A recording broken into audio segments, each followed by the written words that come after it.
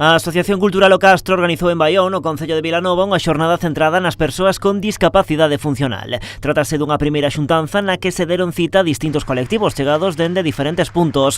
Na inauguración desta iniciativa, dende a entidade anfitrioa, puxeron en valor o seu grupo de voluntariado que traballa con persoas maiores ou con discapacidade e que foi creado no 2015. Agora vamos facer o 10º aniversario da creación da unidade de voluntariado de atención a persoas maiores con discapacidade. Entón, bueno, pues a partir de aí temos por un lado o grupo de maiores que están aquí, que temos aproximadamente 50 persoas todas as tardes, e logo temos pois o grupo de con eles que veñen aquí todos os mércores á tarde.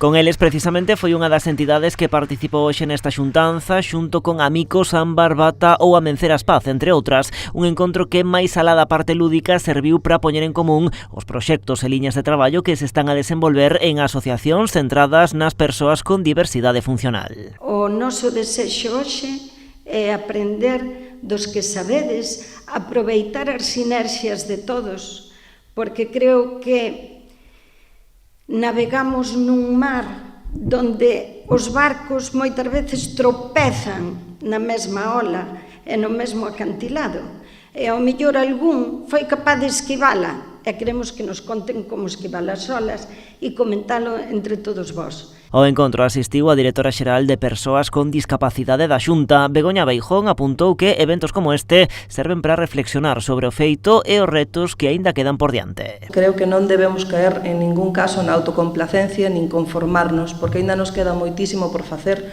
Temos aínda por diante retos, temos que conseguir que esta sociedade, que este mundo sexa accesible para todas as persoas, temos que conseguir que todas as persoas teñan as mesmas oportunidades, teñan a discapacidade que teñan e, por suposto, temos que conseguir que ninguén se quede atrás.